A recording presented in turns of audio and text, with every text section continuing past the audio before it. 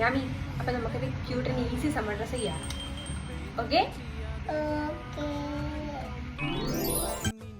അപ്പോൾ അതിനു വേണ്ടി ഞാൻ 4 ആയി മടക്കി വെച്ച തുണി ഇതുപോലെ മുകളിൽ നിന്ന് 2 ഇഞ്ചും സൈഡിൽ നിന്നും 2 ഇഞ്ചും ആയിട്ട് മാർക്ക് ചെയ്ത് വെക്കുന്നുണ്ട്.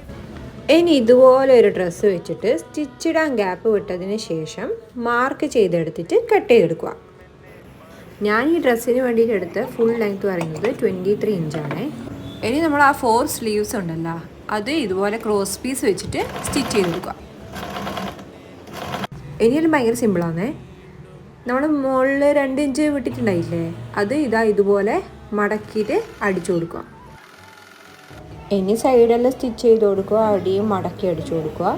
പിന്നെ ഇതേപോലെ ഒരു സ്ട്രാപ്പ് ഇട്ട് കൊടുത്തു കഴിഞ്ഞാൽ നമ്മുടെ ഡ്രസ്സ് സെറ്റായി. ഫൈനൽ ഔട്ട്പുട്ട് ഇങ്ങനെ ഉണ്ടാവും.